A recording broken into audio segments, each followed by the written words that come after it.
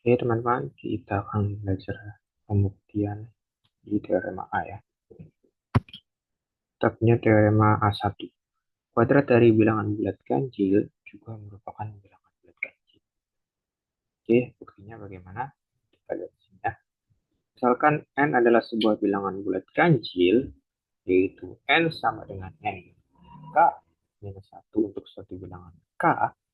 Oke, jadi kalau misal k-nya 1, maka 2 kali 1 kan 2. 2 minus 1, 1. Nah, 1 itu bilangan ganjil. Dan kalau misal k-nya sama dengan 2, 2 kali 2 kan 4. 4 kurangi 1, 3. Nah, n sama dengan 3 kan ganjil. Dan seterusnya. Maka kuadrat dari n adalah dikuadratkan, luas kiri kuadratkan, luas kanan dikuadratkan. Sehingga kita peroleh ini 4k kuadrat minus 4k ditambah 1. Oke. Nah, ini kita manipulasi sehingga hasilnya seperti ini ya. 2 dikali 2k kuadrat minus 2k tambah 1. Ini kita bisa lihat ya. 2 dikali 2k kuadrat kan 4k kuadrat. 2 dikali minus 2k kan minus 4k. Dan 2 dikali 1 kan 2. Dikurangi 1 hasilnya 1. Oke. Ini kita misalkan M sama dengan 2k kuadrat minus 2k plus 1. Ini sama dengan M ya. Nah, karena K kuadrat dan K adalah bilangan bulat, ya. Tadi kan ini untuk suatu bilangan bulat K ya. Kalau K-nya bilangan bulat, K kuadratnya juga bilangan bulat. Maka M adalah bilangan bulat, ya. Operasi di sini kan sama dengan bilangan bulat, ya. Oke, dan N kuadrat sama dengan 2M1. Ini diubah aja jadi M. Sehingga 2 kuadrat. N kuadrat itu sama dengan 2M1. Sehingga N kuadrat adalah bilangan bulat, yaitu N kuadrat sama dengan 2M-1 untuk suatu bilangan bulat M. Terbukti bahwa N kuadrat adalah bilangan bulat kecil. Kita lihat teorema A2. Jika N adalah bilangan bulat dan N kuadrat adalah genap, maka N adalah genap. Oke, kita lihat petunjuknya di sini. Teorema di atas dapat ditulis dengan jika P maka Q. Di sini ya, notasinya seperti ini. Kita dapat membuktikannya pakai metode kontraposisi ini ya, sorry ya, ini kontraposisi, yaitu jika bukan Q, maka bukan P. Atau kita bisa tulis seperti ini. Nah, ekuivalen dengan jika N ganjil, maka N kuadrat itu ganjil. Nah, ini kan udah dibuktikan ya, di teorema A1 ya. Nah, kita lihat buktinya. Karena menurut teorema A1, yaitu jika N ganjil, maka N kuadrat itu ganjil, maka terbukti bahwa A2 itu benar. Kan ini kita ya, teorema A2 itu kan bisa kita buktikan dengan kontraposisi. Nah, kontraposisinya sudah ada di teorema A1. Jadi terbukti bahwa teorema A2 itu benar. Ya. Dan kita bisa lihat nih, teorema A3. Misalkan A itu lebih besar atau sama dengan 0 adalah sebuah bilangan real jika untuk setiap epsilon lebih dari 0 dengan 0 lebih kecil atau sama dengan A, lebih kecil epsilon, maka A sama dengan 0. Nah, kita andaikan kesimpulannya salah. Kesimpulan di sini kan A sama dengan 0. Nah, kita misalkan kesimpulan ini salah, maka berarti A tidak sama dengan 0. Nah, karena A itu lebih besar atau sama dengan 0 di sini, yaitu A lebih besar 0 atau A sama dengan 0, maka kita harus punya A lebih dari 0. Nah, karena di sini kan kesimpulannya salah ya, berarti kita cuma punya yang ini, A lebih dari 0. Oke? Nah, kita pilih epsilon lebih dari 0. Misal epsilon 0 itu sama dengan A per 2. Nah, karena epsilon itu lebih dari 0, tetapi epsilon 0 tambah epsilon 0 kan eh, A per 2 tambah A per 2 ya. Tadi kan epsilon 0 sama dengan A per 2. Maka A per 2 tambah A per 2 kan itu A. Kan? A itu lebih besar dari epsilon 0. Kan A itu kan 1 nih. Atau sama aja 2. 2 kali epsilon 0. Nah, 2 kali epsilon 0 2 kali epsilon nol kan itu lebih besar dari epsilon nol. Maka kontradiksi dengan ini. Harusnya kan A itu lebih kecil dari epsilon nol. Tapi kesimpulan di sini A lebih besar dari epsilon nol. Maka kontradiksi dengan hipotesis ini.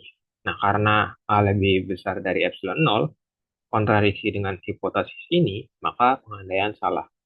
Jadi haruslah A sama dengan nol. Terbukti ya. Dan kita masuk ke teorema A4. Jika Mn adalah sebuah bilangan asli, sedemikian sehingga M plus N itu lebih besar atau sama dengan 20, maka M lebih besar atau sama dengan 10, atau N lebih besar atau sama dengan 10. Oke, nah kita lihat buktinya. Nah, petunjuknya dapat menggunakan hukum De Morgan. Negasi dari M, nah ini dibaca negasi ya, atau bukan, negasi, bukan, tidak, itu sama aja. Negasi dari M lebih besar atau sama dengan 0 atau N lebih besar atau sama dengan 0 itu ekuivalen dengan M lebih kecil dari 10 dan N lebih kecil dari 10. Ya. Nah, andaikan kesimpulan salah.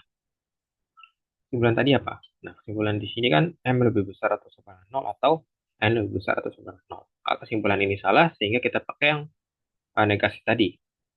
M lebih kecil dari 10 dan N lebih kecil dari 10.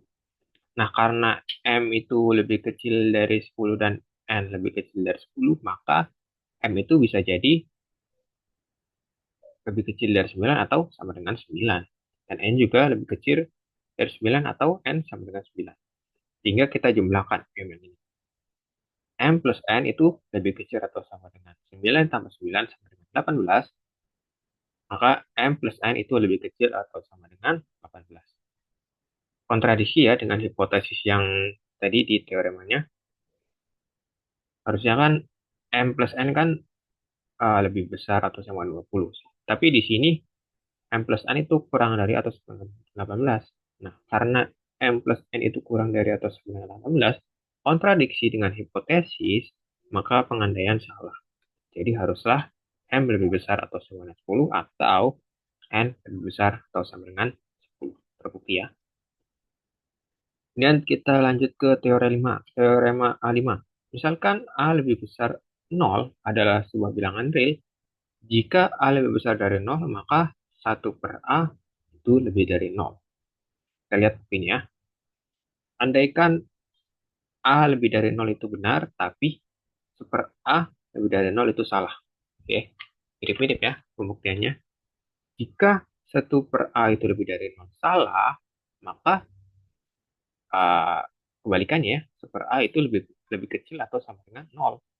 Nah, karena A lebih dari 0 dan 1 per A itu kurang dari atau sama dengan 0, maka nah ini 1 per A kurang dari atau sama dengan 0, kita kalikan kedua ruasnya dengan A. Oke, di sini dikali A, di sini dikali A. Jadi kita peroleh 1 lebih besar, lebih kecil atau sama dengan 0. Oke, kontradiksi dengan 1 lebih dari 0. Oke, karena nggak mungkin dong 1 itu lebih kecil dari 0 atau 1 sama dengan 0. Kontradiksi dengan 1 lebih dari 0. Nah, karena 1 kurang dari atau sama dengan 0 kontradiksi dengan 1 lebih dari 0, maka pengandaian salah. Jadi haruslah 1 per A lebih dari 0. Terbukti ya bahwa jika A lebih dari 0, maka 1 per A lebih dari 0. Oke, kita lanjut ke teorema A6. Terdapat tak hingga banyaknya bilangan prima. Oke, terdapat tak hingga banyaknya bilangan prima. Kita lihat buktinya. Andaikan terdapat, oke, kalau andaikan berarti kan kebalikan dari teoremanya. Kalau di sini terdapat tak hingga, maka andaikannya itu terdapat berhingga banyaknya bilangan prima. Oke, misalkan adalah sebagai berikut. S itu adalah himpunan dari yang anggotanya P1, P2, P3, sampai Pn. Oke, di mana PI-nya itu bilangan prima ya. Ini semuanya bilangan prima. Misalkan M adalah perkalian dari bilangan prima yang ada di S. Dan Q sama dengan M. M di sini plus 1. Nah, karena hasil kali jelas lebih dari faktor penyusunnya, ya. Kayak misal Q-nya itu sama dengan 2 kali 3. Maka Q itu pasti lebih besar dari 2 dan Q itu lebih besar dari 3. Oke? Sehingga di sini tertulis karena hasil kali jelas lebih besar dari faktor penyusunnya, maka Q lebih dari M. Sehingga Q itu lebih besar dari E untuk I-nya itu 1 sampai N. Oke? Nah, perhatikan bahwa Q itu tidak termuat di S, ya, tidak termuat di S. Sehingga Q bukan bilangan prima. Nah, jika Q bukan bilangan prima, maka terdapat suatu bilangan P yang membagi Q. Misal P itu adalah bilangan prima dan P itu sama dengan PJ untuk suatu C. Maka P membagi M. Karena PJ membagi Q dan P membagi M, maka PJ harus juga membagi Q minus M. Ya, Q minus M sini. Yaitu Q minus M itu kan Q-nya tadi ini ya, M plus 1. Ya, M plus 1 ini M plus 1 dikurangi M. Ini M ya. Maka hasilnya sama dengan 1. Sehingga PJ harus membagi 1. Kontradiksi dengan prima itu kan pasti dimulai dari 2. 2, 3, 5, 7, dan seterusnya. Tapi PJ harus membagi 1. Sehingga kontradiksi ya. Maka pengandaian salah.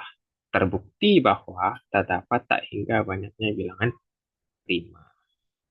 Oke, sampai di sini dulu pembelajarannya. Kita bertemu lagi di video selanjutnya. Terima kasih.